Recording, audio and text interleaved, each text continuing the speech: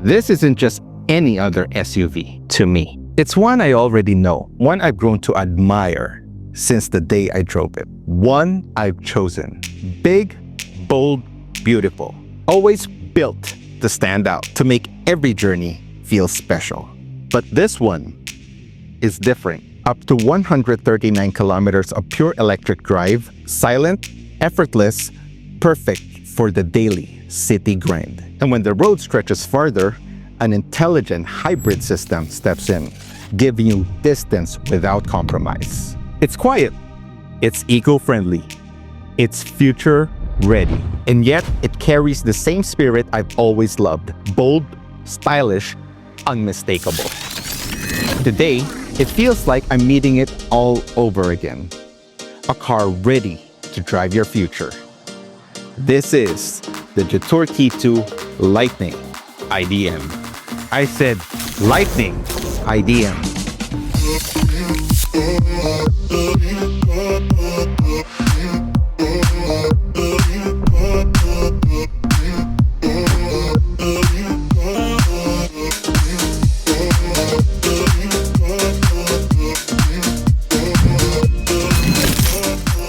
Hi guys, my name is Don and I'm not a pro driver. Let me show you why this is a hybrid you should definitely consider. If you've been following the channel, you may know that I own a Jetour T2 XWD, and I did a comprehensive review. I'll put the link here at the top. Now, if you're new to the channel, you might want to watch that because the T2 Lightning IDM has a lot of similarities to the XWD. So here we're going to do something a bit different. I'm going to give you a general overview of this car and highlight what sets it apart from the Jetour T2 XWD, starting with a key fob. So this is what the key fob looks like. It's thinner. At the front, you still have the same buttons: lock, unlock, open trunk button, and remote start button. At the back, you have a stripe here with Jetour. And you also have these holes for your lanyard. So it does pretty much everything. You just approach the car and it should unlock as long as you have the key fob with you. You can also unlock and lock the car by pressing the button on the driver's door handle, like so. To start the car remotely, you press the lock button and then press the remote start button. It's starting, but it's just so quiet that you can't hear it. For the colors of the Jetour T2 Lightning IDM, we have white, black, and gray, which I think adds to the already rugged shape. Just like the XWD, it is 2006 millimeters wide, 1880 millimeters high, with a ground clearance of 205 millimeters. I think because we have a battery at the bottom. On the XWD, it's 220 millimeters. It is 4,785 millimeters long, that's with a spare tire cover, and a wheelbase of 2,800 millimeters. It has an approach angle of 28 degrees and a departure angle of 30 degrees. And this also has a weighting depth of 700 millimeters. So at the front, it still looks pretty much like a T2. You have your Jetour letters that lights up, and it's sitting on top of that piano black finish, and on the sides you have your headlights. At the top and at the bottom of that, you have body color. That's for the hood and here on the vents. You still have your front camera for your 540 view, black plastic cladding for the bumper with 2 parking sensors on each side. On the outer side, you have your front fog lamps. Now here's what's different. On the T2 Lightning IDM, you have this. This is supposed to light up. I've seen this light up in China, but I can't get it to work. I might be missing something here. At the front, you still have your yellow accents, radar for the adaptive cruise control that is wrapped in this matte silver plastic. And then for the hood, you still have your handles on the side, wipers at the top, still the same notch with your sensors and your rain detection, still no DVR yet. I see the T2 every day. But when I look at this, I still can't help myself in admiring this. It really looks good. So on the side, it's pretty much still a T2. You have your black cladding that continues from one end to the other. And at the middle, you have your step board. For the wheels, you still have 20-inch rims. Tires are GT Comfort 225/55 R20. The caps at the middle is a bit different. On the XWD, you have the whole Jetour word spelled out for you. Here it's just JT. Body color for this piece. You have lights on the fender, but I haven't made it light up yet. Black piano finish for the A, B, and C pillars all the way to the back window. What you don't have here is privacy tint that goes from the second row all the way to the back. It's just clear. At the top, you still have your roof rails with those yellowish accents. So here's what's different. We know on the driver's side is where you'll find your fuel cap. This is still your fuel cap, but on the XWD, if the car is unlocked, you can push this and it will pop out. Here, you actually have a button. If I press this, then I can push and open. It says here the fuel should be equal to or greater than 92 RON. And the tank's capacity is 70 liters. Regarding fuel efficiency, Jetour claims it is 6.3 liters per 100 kilometers. That's without the electric power. When using the hybrid system, you'll get a comprehensive fuel consumption of less than a liter per 100 kilometers. That's NEDC.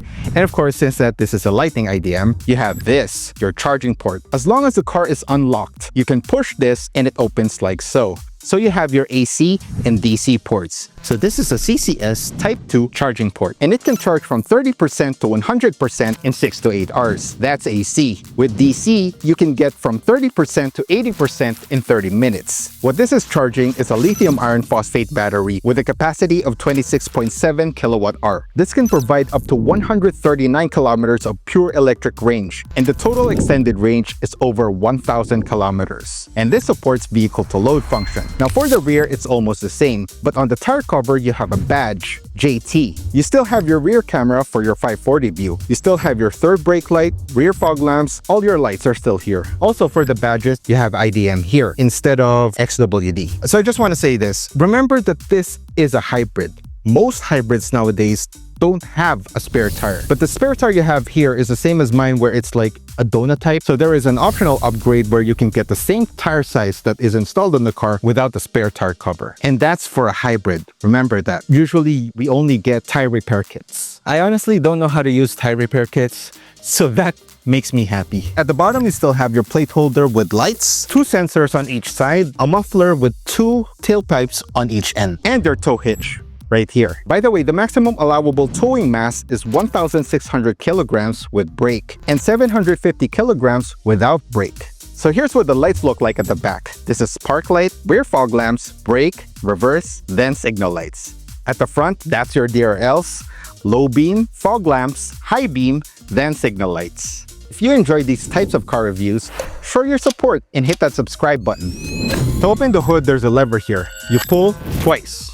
So once you open the hood, you'll get to see your serviceable things like your washer fluid, coolant, 2 of them right there, and your brake fluid. So what we're looking at here is a 1.5 liter turbocharged engine, which has 154 horsepower and 220 Newton meters of torque, and an electric motor that produces 165 kilowatt and 390 Newton meters of torque. This is mated with a 3-speed dedicated hybrid transmission that's driving the 2 front wheels. So believe me, I thought mine was quiet. This is really quiet. Now to open the trunk, it's still the same. You press this button and it will unlatch, and then you can pull it. Now to close it, remember to do it slowly because it has that electronic suction function. I love this door, to be honest, because it's a lot more functional than the power tailgate. You have 2 pockets here, emergency warning device, 2 hooks, max 3 kilograms each, 2 cup holders or bottle holders that pop out, emergency latch, and your bottle opener. And you can also lock and unlock. So if you lock it, then it doesn't close on you. Now that's a lot for a door. You still have your board, and under this we have a different layout for the styrofoam. This is your charging materials. Still, you have your jack, tools, and underneath this is your battery. So this is your portable charger that you can plug in to any socket that has a ground, 2.2 kilowatt. Inside you still have your net, D-rings here, here, and here. So on this side you have 5 of them, here, here, here, here, and here. A smaller net here, and a 12-volt socket. A speaker, 2 fixed points on each end, and then optional placement for the tonneau cover. And you're supposed to lock here. You still have your light here. To increase the space, there are pull tabs on each side. So you pull the seat, and then you can fold the backrest. So that's one, and here's the other. So what's cool about this is it's totally flat. As always, you can put a bed in here for your adventures. Instant headboard. For the second row, the door cards is technically the same as that of the XWD. Premium materials, 2 speakers, 1 at the bottom, 1 at the top, 12 speakers for the Sony sound system inside the car. So you still have your Jetour here, but this doesn't light up. So it's the same. We have leather material, so here's how soft it is. Oh, still the same. And of course, the flat floor that I love. It gives you so much space inside. This is a lot and headroom.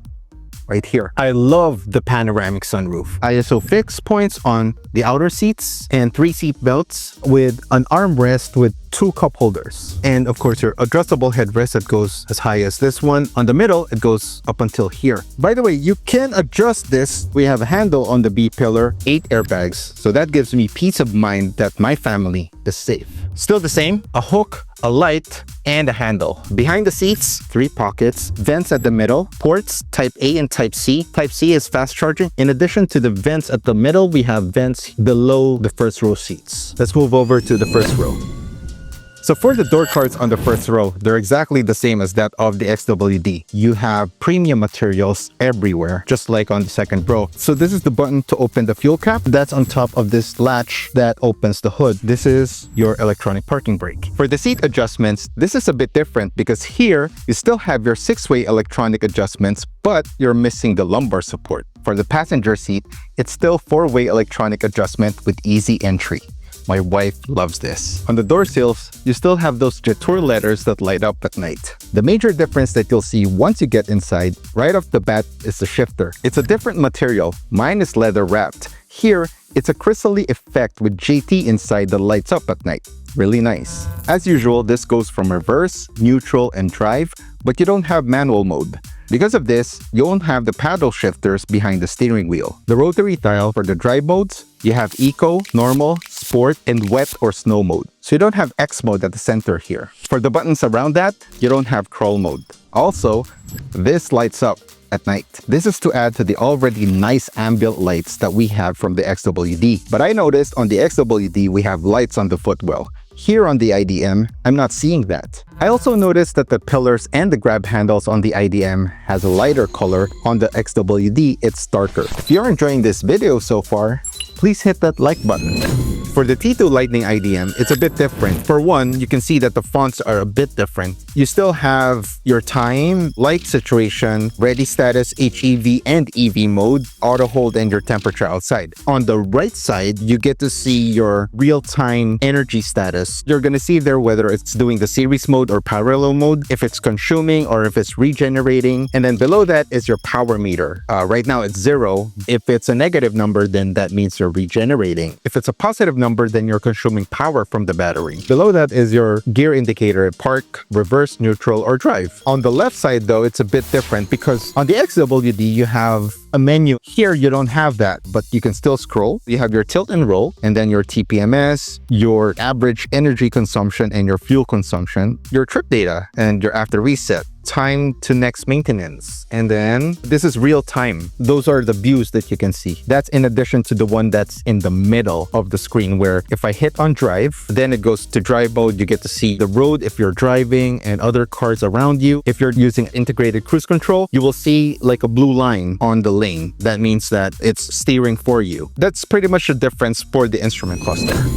So for the infotainment system, on the right side is where you'll see your altitude, compass, and your front wheel angle. Here is a 3D view of the car. It's real time. So if I open my door, then it opens. What's missing here is your off-road radiation. You don't get that here. What's different is the font. It's squarish, similar to the instrument cluster. So what you get here that you don't get on the XWD is the hybrid app. If I tap on it, then it gets you to the app itself. Here at energy management, we get to see your range left, which is 17 kilometers of drive range, power mode, HEV or EV, recovery level, battery mode. This is smart power saving. You let the system do its own thing. And you also have compulsory power. So if I tap on this, you can see the engine or the generator charging the battery. I can set it from 20% to 70%. And here is compulsory power saving memory. What it does is it saves your last preference or last SOC settings for the compulsory power saving. So charging discharge management, you may know this as V2L or vehicle to load. Put in the adapter and then you tap on allow to discharge. There is some info here if you tap on the eye icon. So you cannot use vehicle to load if the state of charge is less than 20%. These are tips. If you think you will be using vehicle to load at a later time of the day, then it tells you to use compulsory charging. So that is mandatory charging and directions on how to end the vehicle to load. And then here is your energy consumption graph. We have your power consumption, fuel consumption, and then all. Look at this. Average fuel consumption so far is 2.1 liters per 100 kilometers. According to this graph, driving the T2 Lightning IDM is cheaper than riding a motorcycle. One of the difference is if I go to AVM, you have your 360 or 540 view because you can see what's underneath the car and different views right here. You have your 3D, your front, rear, and rim view. We have ways to activate it, steering wheel or turn signal. However, when you activate it with turn signal, it doesn't show you this. If I hit left, it shows you a window, but I can't do anything with it. I was hoping that if you tap, it gives you the full screen, but it doesn't. So you still have the button on the center console. If I tap on that, then I get to see the whole thing. I prefer this view, to be honest, but I can definitely see the use case of having a floating window on top of whatever's on the infotainment screen. Like for example, I have here maps. It's on Apple CarPlay. And if I activate AVM using the signal, there you go. That's actually helpful for some people. But for me, I prefer this. There. On home, if I hit on vehicle settings, then I get to see the settings menu that I'm familiar with. Your voice assistant, you just say, hello, Jetour. You can tell me. There you go. So here's a list of everything that you can ask from the voice assistant. As usual, you can drag down here for your shortcuts like ESP, steep hill descent, auto hold, volume, brightness, screensaver. And then from the bottom, we have a seat icon for the driver and the passenger. If I tap on this, then it sets the ventilated seat settings. Now, one thing that I did notice is on the XWD, we have heating. Here, you don't have that. But for the most part here in the Philippines, you don't need heating. And of course, this is what Apple CarPlay looks like. So now we're driving the T2 Lightning IDM. And when it comes to acceleration, it's really punchy. It's more responsive than the XWD because you have that instantaneous torque. When it comes to braking, it's also responsive. The actuation is shallower and it's more normal. For a car this big, it feels light to drive. In terms of handling, it's almost the same. The body roll is still there, but it's minimal.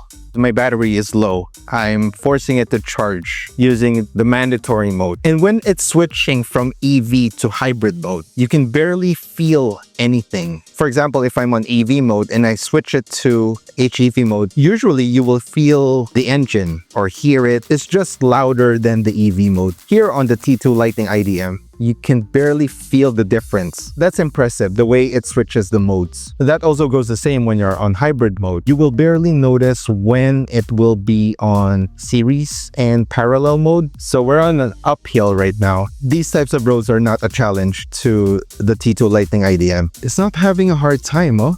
This is nice. Considering the fact that two wheels, this is driving only two wheels. The T2 Lightning IDM is definitely capable of inclines. See, I have a tilt of 11 degrees. Let's be candid here. There are roads that the XWD can handle that this might not be able to. Just bear in mind, because even though they're the same, they're both T2s, they're built for different things. Let's just accept that fact. That's not to say that the T2 Lightning IDM isn't performant. Actually, I'm impressed with this, at how it handles these types of inclines. And the roads are slippery, by the way. I'm not having a hard time. I'm not even putting like wet mode. It's just eco mode. But of course, 4x4, 4x2, there are some limitations. Okay, regeneration. I'll try using HEV mode. We're going with smart power saving. So we're at 36%. Going back to the differences between a four-wheel drive and a front-wheel drive, there will be some differences. It's just a matter of what your priorities are. Both are performant in their own right. It's just that the T2 Lightning IDM is geared towards efficiency and longer range. So this really fits into the lifestyle of somebody who's working in the city, commuting every day. This T2 Lightning IDM is coding exempted until 2030. So you can use it as a daily driver to and from the office. And you can possibly do that without even consuming any fuel. The full EV range is at 139 kilometers. And that's already a lot. The longest commute that I've heard is around 50 kilometers. And if you're going back and forth, that's 100. This can cover that. And then at night, just plug it into your wall charger. And then the next morning, it's ready to go. For me, going to Makati, back and forth, that's already around 30 kilometers. So I could do that 4 times with the T2 Lightning IDM. That's already saving a lot in terms of fuel. That's the difference between the T2 XWD and the T2 Lightning IDM. Comfort is the same. The bolsterings are the same. It's still comfortable. You have access to all the things that you need. You have voice assistant. In terms of ADAS, especially adaptive cruise control, it's improved. I like the way this brakes whenever somebody's cutting in front of you, trying to maintain that distance. It's more seamless. It's more the way I would drive normally. I can let the T2 Lightning IDM handle all that driving and braking on highways. The suspension is almost the same, but I can feel that it's more planted here just because I know that it is a heavier car. In terms of potholes though, I feel like the XWD handles it better. We have gained 5% so far. We started at 36%. And right now it's 41. And of course, with hybrid systems like this, there's no range anxiety because you can always use compulsory power saving mode and it will charge your battery whenever you need that. Of course, at the cost of fuel, but there are more fuel stations still than charging stations. Also, you have the option of charging it at home. And I know what some will say, electricity is also expensive. When you're charging hybrid systems or batteries, it's like 2 pesos per kilometer. That still is cheaper than topping up fuel. If you have a solar-powered household, even better. And also, I'm jealous of you. But regardless of what you'll get, if you're getting the efficient one, which is the IDM over the 4-wheel drive, you're still getting a car that looks phenomenal on the streets. The stance is something else. I'm pretty sure you'll be a proud owner, just like me. The T2 Lightning IDM has almost everything I love about the XWD. Same presence, same boldness, same charm. Of course, there are a few differences here and there. But the biggest one, that intelligent hybrid system. And trust me, that changes everything. It gives you 139 kilometers of pure electric range, enough to get you through most daily drives in complete silence. And when that runs out, the hybrid system kicks in seamlessly, letting you go the distance without even thinking about it. So which T2 should you get? Let's put it this way. If you're the type looking for off-road adventures and unpaved roads, go with the XWD. Like me, that's your weapon of choice. But if you're living the city or city-to-province life, where most of the roads are paved and your days are all about traffic, errands, and long highway stretches, this is a smarter option. No matter the distance, this has you covered. At 2,488,000 pesos, it's not just about good looks. This SUV offers efficiency, tech, and peace of mind. That's not just practical, that's future-ready. I would like to thank Jetour Auto Philippines for giving us a chance to spend time with the T2 Lightning IDM. Please, just take it away from me before I do something crazy and convince my wife that we need another one. Again, thank you so much. Hanggang sa ulitin, kita-kits.